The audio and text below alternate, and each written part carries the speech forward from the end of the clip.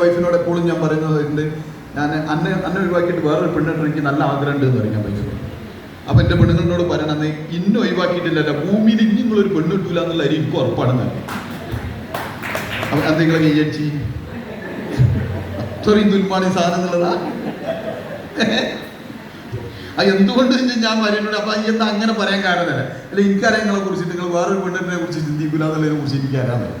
So നമ്മൾ ഒരു കാര്യം കേരള പെണ്ണെന്നുള്ളതിനെ കുറിച്ചല്ല ഞാൻ പറഞ്ഞത്, സക്സസ് ആണ് ജീവിതത്തിനകത്ത് നമ്മളൊക്കെ ആഗ്രഹിക്കുന്നതാണല്ലോ. നമ്മളൊക്കെ ഈ ബിസിനസ്സിനകത്ത് വന്നത് എന്തിനു വേണ്ടിയിട്ടാണ്? ഈ ബിസിനസ്സിനകത്ത് വിജയിക്കുക എന്നുള്ളതാണ് അൾട്ടിമേറ്റ് നമ്മൾ എയിം ആണല്ലോ. അതല്ലാതെ നമ്മളെ എയിം വേറൊന്നുമില്ല. ജീവിതത്തിൽ ഇന്ന് വരെ സക്സസ്ഫുൾ ആയിട്ടുള്ള ഒരു വ്യക്തിനെ സംബന്ധിച്ച് ഞാൻ ഇന്ന് നമ്മളെ ഹിസ്റ്ററി മേക്കേഴ്സിനകത്ത് ഞാനൊരു വീഡിയോ ഇട്ടിട്ടുണ്ട്. 30-36 വർഷം മുന്നേ ദുബായിലേക്ക് പോകുന്ന ഒരു ബിസിനസ് കൺസെപ്റ്റിന് വേണ്ടിയിട്ട് ജോലിക്ക് വേണ്ടിയിട്ടുള്ള ഒരു വ്യക്തി 5-8 ബിസിനസ് ചെയ്ത് 100% ഫെയിലിയർ ആയിട്ട് പിന്നെ എന്ത് ബിസിനസ് ചെയ്യുന്നതിനെ കുറിച്ചിട്ട് തീരുമാനം എടുത്തിട്ട് വീണ്ടും ബിസിനസിനെ കുറിച്ച് തോന്നിയ സമയത്താണ് പുള്ളി 100% ഫെയിലിയർ ആയിട്ട് കോടികൾ കടബാധ്യതയിൽ നിൽക്കുന്ന സമയത്ത് പുള്ളിക്ക് ഒരു ആശയം വരികയാണ്, ഒരു ഐഡിയാസ് വരികയാണ് പുള്ളിന്റെ മുന്നിൽ.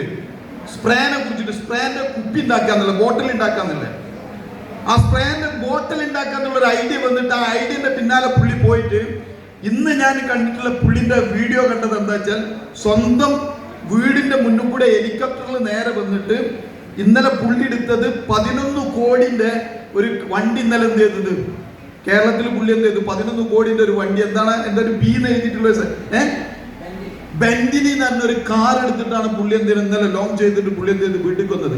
വിദൂരം എന്നല്ല, നമ്മളെ വളാഞ്ചേരിയാണ്, എടയൂർ എന്ന് പറഞ്ഞ സ്ഥലത്തുള്ള ഒരു വ്യക്തിയാണ്.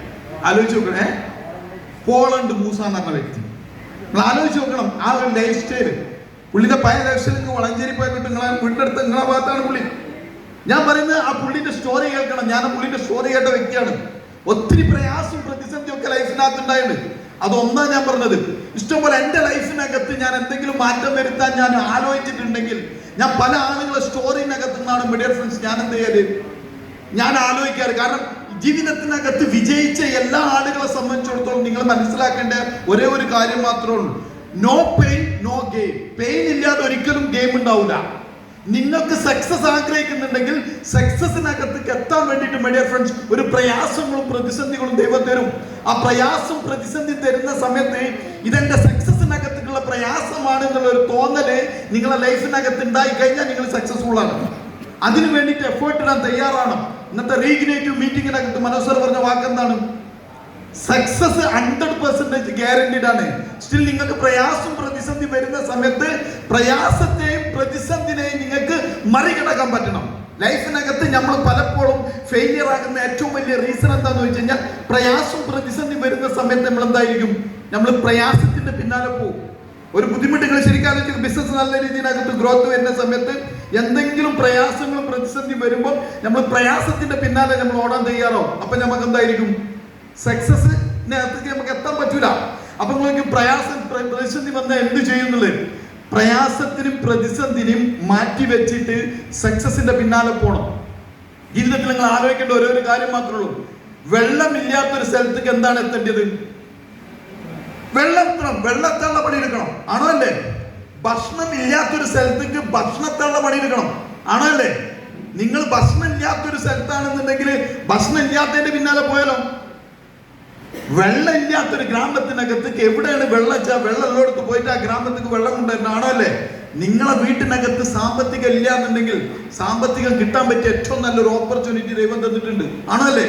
ഇതിന്റെ പിന്നാലെ പോകണം. അതല്ലാതെ വീണ്ടും പ്രശ്നത്തിന്റെ പിന്നാലെ പോയാലും എന്ത് നടക്കൂല, ജീവിതത്തിനകത്ത് സക്സസ് ഉണ്ടാവില്ല.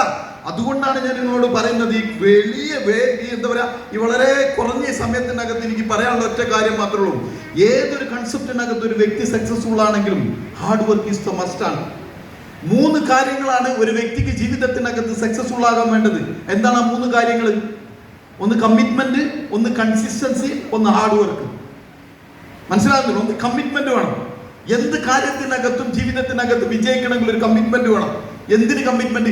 ജീവിതത്തിനകത്ത് വിജയിക്കാനുള്ള ഒരു കമ്മിറ്റ്മെന്റ് വേണം.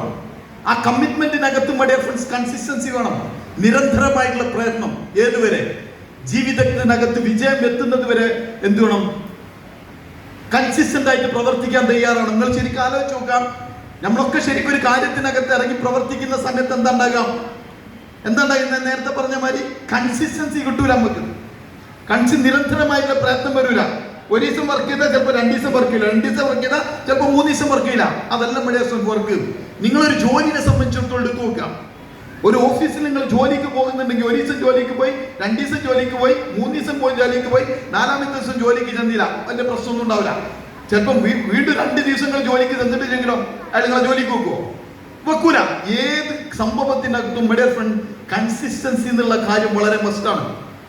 കൺസിസ്റ്റൻസി, നിരന്തരമായിട്ടുള്ള പ്രയത്നമില്ലാതെ ജീവിതത്തിനകത്ത് ഒരിക്കലും വിജയിക്കാൻ പറ്റൂല. 3ാമത്തെ ഒരു കാര്യം എന്താണ്? ഹാർഡ് വർക്കാണ്. വർക്കിനെ സംബന്ധിച്ചോ ഒരു കമ്പാരിസണും അവിടെ പാടില്ല. ഒരു കോംപ്രമൈസിങ്ങും പാടില്ല ഹാർഡ് വർക്കിനെ സംബന്ധിച്ചിടത്തോളം. ഇപ്പൊ ഇന്നലെ ഞാൻ 2 ദിവസം ദൂരെ, എനിക്ക് ഇന്നലെ ഭയങ്കര തലവേദനയായിരുന്നു. പക്ഷെ തലവേദനയായിട്ട് ഞാൻ വീട്ടിലെത്തുന്ന സമയം ഏകദേശം ഒരു 6 മണി വരെയായിരുന്നു. ഞാൻ വീട്ടിലെത്തുന്ന കോഴിക്കോട് കഴിഞ്ഞ സമയത്ത് എന്നെ വിളിച്ചിട്ട് എന്നോട് ഡൗൺലൈൻ വിളിച്ചു കഴിഞ്ഞിരിക്കും, അത്യാവശ്യം ഒരു ഫോളോ അപ്പ് ഉണ്ട് സാർ, ഇന്ന് വന്നാൽ നടക്കും, ഒന്ന് വരാൻ പറ്റുമെന്ന് ചോദിച്ചു. ഞാൻ ഒന്നും നോക്കിയില്ല. ഞാൻ നേരെ എന്ത് ചെയ്തു, ഫാമിലീനെ അവിടെ ഇറക്കി. വീട്ടിൽ പോലും ഞാൻ കയറാത്ത സിറ്റുവേഷൻ ഉണ്ടാകും. ഞാൻ നേരെ അവിടെ റോട്ടിൽ അവിടെ ഇറക്കിയിട്ട് ഞാൻ എന്ത് ചെയ്തു, ഞാൻ കാലിക്കറ്റിൽ പോയി. ഞാൻ തിരിച്ചു വരുന്നത് ഇന്നലെ 10:30 മണിക്കാണ് വീട്ടിനകത്ത്. ഞാൻ ഇന്നലെ വീട്ടിൽ വന്നത് എനിക്ക് ഓർമ്മയുള്ളൂ. കാരണം ഭയങ്കര ഭയങ്കര പെയിനായിരുന്നു, തലവേദന. പക്ഷെ അവിടെ കിടന്നുറങ്ങിയിട്ട് 3-4 ആൾക്കാർ കോൾ അതിനകത്ത് വന്നിട്ടുണ്ട്. ഞാനൊക്കെ മെസ്സേജിനകത്ത് നാളെ വിളിക്കാമെന്ന് പറഞ്ഞിട്ട് ഞാൻ എന്ത് ചെയ്തു, ഒറ്റ കിടന്നു. 4 മണിക്കാണ് ഞാൻ ഉണരുന്നു. കാരണം എന്തുകൊണ്ടെന്ന് അറിയാം, എനിക്ക് കമ്മിറ്റ്മെന്റ് കാണിക്കാൻ എനിക്ക് എന്ത് ചെയ്യണം, ഹാർഡ് വർക്ക് ചെയ്യണം. എന്നിട്ട് നെക്സ്റ്റ് ലെവലിലേക്ക് പോകാൻ ഇൻഷാ അല്ലാഹ് ദൈവത്തിന്റെ അനുഗ്രഹം ഉണ്ടെങ്കിൽ നെക്സ്റ്റ് കമ്പനിയുടെ വീക്കോട് കൂടി സെക്കൻഡ് ഐഡിയ NTC ആവും. ഈ നെക്സ്റ്റ് കട്ട് ഓഫോട് കൂടി ഇൻഷാ അല്ലാഹ് ദൈവത്തിന്റെ അനുഗ്രഹം ഉണ്ടെങ്കിൽ